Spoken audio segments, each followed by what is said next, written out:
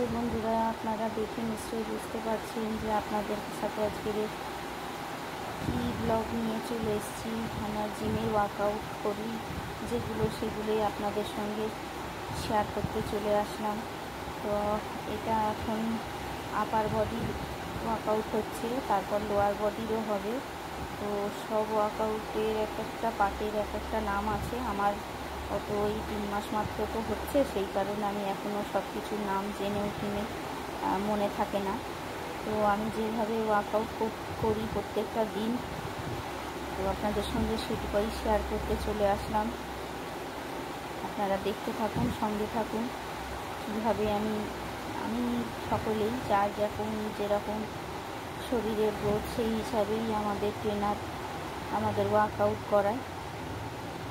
আমার প্রথম যখন স্টার্ট করেছিলাম তখন পুরো টোটাল মাসখানেকের মতো পুরো অল বডি ওয়ার্কআউট করেছি। তারপর 1 মাস পর থেকে একদিন আপার বডি, একদিন লোয়ার বডি ওয়ার্কআউট করাতো।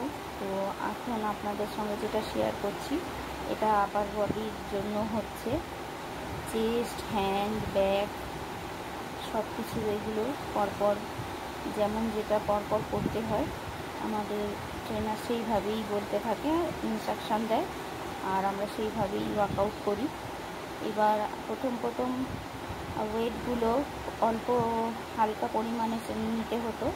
যত দিন যায় তারপর আস্তে আস্তে ওয়েটের পরিমাণ বাড়তে থাকে। তো এইভাবে আর এক দিন এক এক রকম ঘুরিয়ে ফিরিয়ে ওয়ার্কআউট করায়, আপার বডিরও কি লোয়ার বডিরও কি। তো এইভাবেই প্রত্যেক দিন আমার শিডিউল করা থাকে।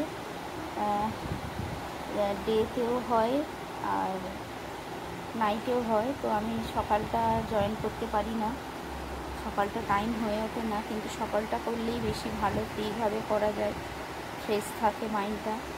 তো আমি সন্ধ্যার পরে যাই। আগে যেতাম, প্রথমে জয়েন করেছিলাম তখন যেতাম 6:15 ফার্স্ট টাইমেই যেতাম। 3টে পার্ট টাইম, 3টে পার্টই হয়, 6টা 7টা, 6টা থেকে 7টা, 7টা থেকে 8টা, 8টা থেকে 9টা।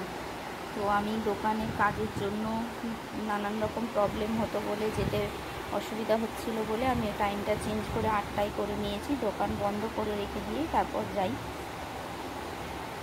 তো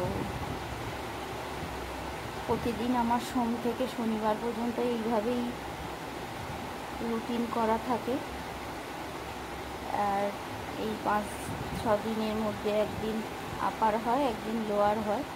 তো আমি দুদিনেরই শিডিউলটা তুলে রেখেছি, ভিডিও বানিয়েছি। এটা সেকেন্ড দিন করেছি, এটা লোয়ার বডি হচ্ছে। আমি টোটালটাই আপনাদের সঙ্গে শেয়ার করলাম, কীভাবে কী কোনটা পরপর করতে হয়। ফার্স্টেই গিয়ে ফ্রি হ্যান্ড করে নিতে হয়, সেগুলো আর ভিডিও করিনি। ফ্রি হ্যান্ড করে আগে সোলজারগুলো, বডিটাকে মাসেলগুলো লুজ করে একটু হালকা করে নিতে হয়, তারপর ওয়েট চাগাতে হয়। তো এইভাবে পরপর কোনটার পর কী করতে হয় আমাদের ট্রেনার আমাদের ইনস্ট্রাকশান দিয়ে দেয়, আমরা সেইভাবেই পরপর করতে থাকি। কিন্তু প্রতিদিন যে একই রকম করতে হয় তা নয়, এক একটা দিন এক এক রকম চেঞ্জ করে করায়।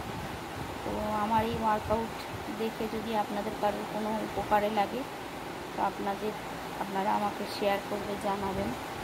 আর যদি ভালো লাগে লাইক, কমেন্ট, শেয়ার করবেন। আপনাদের সঙ্গে টোটাল ওয়ার্কআউটটাই শেয়ার করলাম।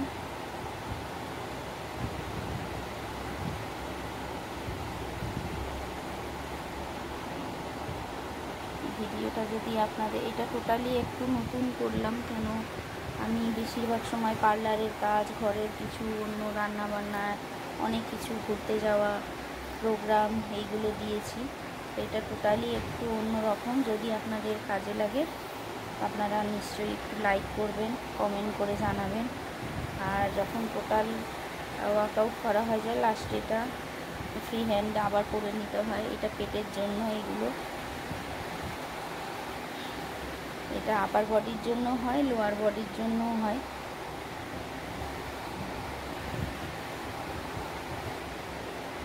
আপনাদের যদি আমার ভিডিওটা ভালো লাগে লাইক করবেন, কমেন্ট করবেন, শেয়ার করবেন।